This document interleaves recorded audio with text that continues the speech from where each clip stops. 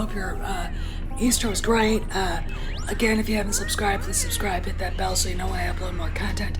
Please hit the like button, smash it, and please feel free to share. We share away here for the love of Star Wars. And get ready because I'm asking questions, and it's a bit of a rant. So it's a long one, too. Good morning, guys. Day after Easter Sunday. Come on into the Cantina. Please feel free to pull up a chair at a table, order breakfast, order a mimosa, grab a drink at the bar, whatever. Pull up a chair. We're going to talk about George Lucas, Kathleen Kennedy, this 10-year plan, what George Lucas, the name invokes, and why right now it's too late to help. Here's the deal. I think it was last year when they just started filming this, what's going to be a shit show, episode 9. Simon Pegg, who was a huge prequel hater, kind of like Red Letter Media and the rest of the people that basically convinced Disney that the prequels sucked and that they couldn't do anything that George Lucas had created or any of his ideas because, for some reason, prequel hate equals hating of George Lucas. Now, I'll admit there were a bunch of big fat slob mama's boy fanboys who between 2008 and 2012 loaded a wrath of hatred on George Lucas, which is wrong because of prequels. And by the way, George said his favorite character in Star Wars is Jar Jar, which is big to the prequel haters. I love that. Thank you. Anyway, so Disney took it to the bank and ran with it. They discarded all of Lucas's scripts, his ideas, the concept art, which funny kind of shows up now. His ideas, the underwater Death Star, that was his idea. That was his idea. Let me repeat, underscore 3 times. That was Lucas's idea. Okay. So, they discard all that, try to wipe the slate clean because the prequels sucked. The whole idea of that being a popular idea was a fucking myth, by the way. A myth. All right. So, they scrap all that, scrap Lucas's stuff, start on their own. What we got, after firing Michael Arndt, who wanted 2 years to write a decent Star Wars script, they get J.J. Abrams, who is a competent director, but he's not a storyteller, and he's not Steven Spielberg. I mean, sorry, J.J., you're not. And very tired Larry Kasdan to write the Force Awakens script. Mediocre. After you start thinking about the movie, now Abrams is saying he didn't start out to rehash A New Hope, but he did. They're absolutely devoid of any vision, any ideas on how to do Star Wars. The misuse of the original cast, who should have actually told the story and should have been central to the story, with the new kids being introduced slowly, with their characters being fleshed out and built throughout 3 movies. It was just, that's what should happen, but they didn't do that. You get Harrison Ford for what was it, $36 million? You kill him off in the first movie. And not only do you do that, but you destroy his character. You turn Leia into a dried up hag. None of that beautiful character arc that she went through in the original trilogy matters. They both do 180s. That's not good writing. That's, we'll take this and, they fought in The Empire Strikes Back, so we'll just emphasize that. That's fucking lazy writing. Okay? What the hell? People grow up. Okay? And the way you did it was so appalling. I mean, and personally offensive to me. But hey, you guys, you made your 2 point whatever billion. So you can wander away acting like you're all big and bad, but of course now in retrospect your movie sucked. Then, there's no vision for the next 2 movies because Rian Johnson goes up to San Francisco, doesn't meet JJ to talk to him at all about this, and starts writing his piece of shit fan fiction called The Last Jedi. And it sucked. It sucked. Everybody knows it sucked. We don't even have to go through with it. Everybody knows why. Whatever. So now we're to episode 9. We have no vision. We have no plot whatsoever.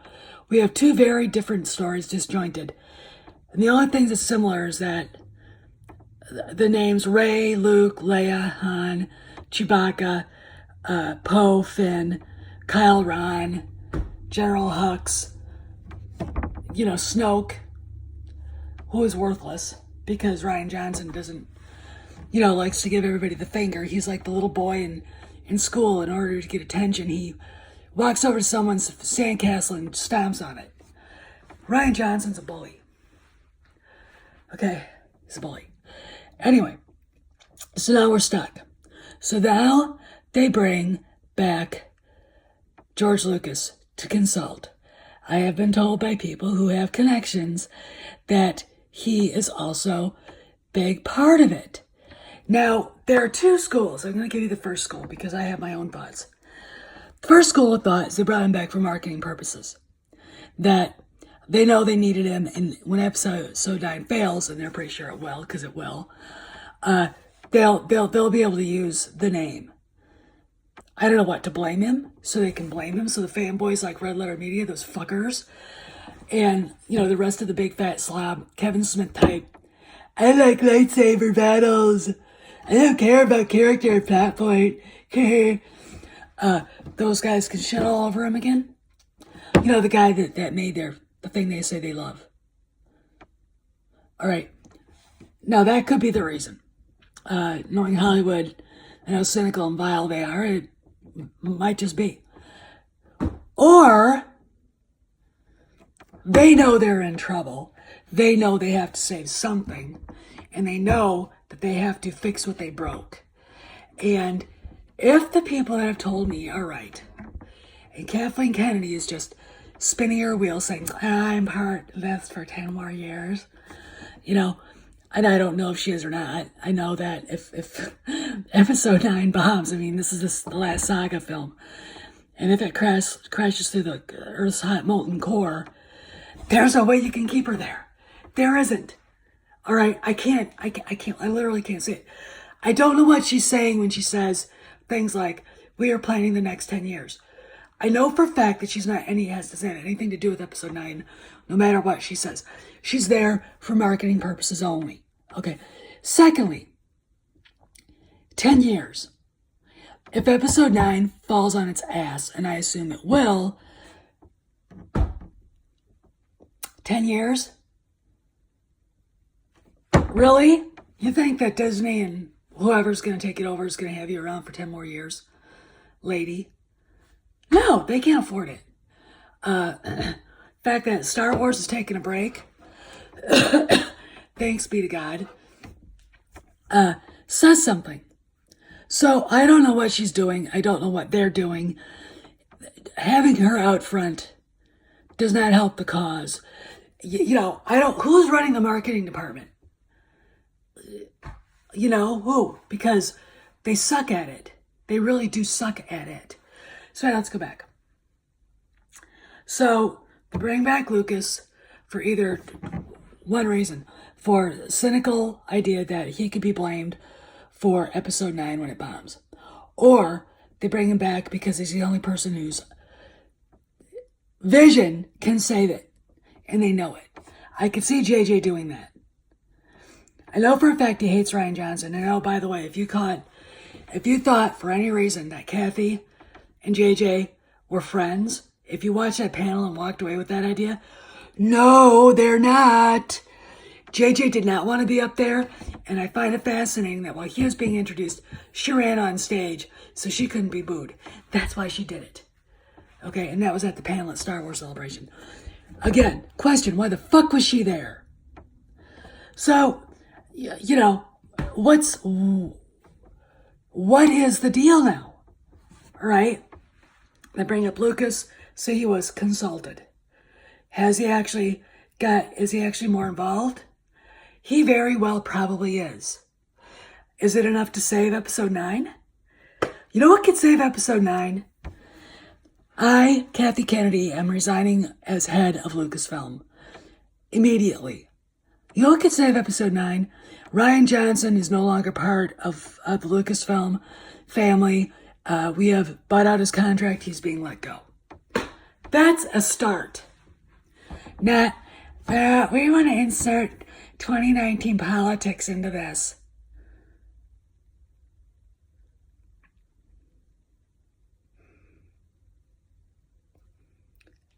This is Star Wars. She still doesn't fucking have a clue about what it's supposed to be. It's timeless, you stupid bitch. God! You know, Chewbacca said on Twitter that this sequel trilogy is going to have the lifespan of a day drunk. It's going to look exactly like a day drunk. In a year, everyone's going to be going, you know, because 2019 politics. I don't want to hear about it. I can barely stand going on Twitter because that's all that's anybody fucking wants to do. And you know who does it? The fucking left. The Democrats. I'm a liberal. I don't give a shit what you think about politics. Entertain me. Dance for me, monkey man. All right? That's what I'm spending my money on. Take me on an adventure. But don't tell me about your politics, your divisive catchwords like white man bad, black, red, green, chartreuse with purple spots, LGBTQXYZ, FML, whatever the fuck. I don't care. It doesn't belong in Star Wars. Okay? I mean, I don't give a shit how you live your life. I'm not going to sit here and let you wave your flag of victimhood in my face just because of your life choices or the fact that you feel guilty about the color of the skin that you were given when you were from your parents. I don't care. It's irrelevant to the story. You know, and The Last Jedi proved it. You don't just shoehorn diversity politics into a movie like a Star Wars movie because you want to have representation of people for whatever reason, likely your own selfish reasons. I'm done. I'm done. All right? And so why'd they bring back Lucas? Again, I'll reiterate. Cynical reasons so he can be blamed if it fails, and it will. Or to help with marketing and to fix what they broke. And I could see Kennedy wanting to do the cynical thing, but I don't think JJ is that guy. Why is she still there? I mean, why is she still acting like she has any control? Does she? Have we all been lied to? Was that rumor, that everyone talked about a lie? I don't know. But, like I said, and I'll let you go, the best thing they could do for episode 9 is her resignation and taking away Rian Johnson's trilogy. Oh, and one more thing. Buying off Alden Ehrenreich's contract so he can never play Han Solo again. That's what I want. I think that's what everybody in the Fandom Menace wants. All right? Maybe then we'll stop and listen. Until then, we'll speculate on what you're doing and mock the living F out of you. But we're not going to see this. We're not. Because of the way you treated George Lucas in the beginning, the fact that you thought the prequels were more unpopular than they and they're not.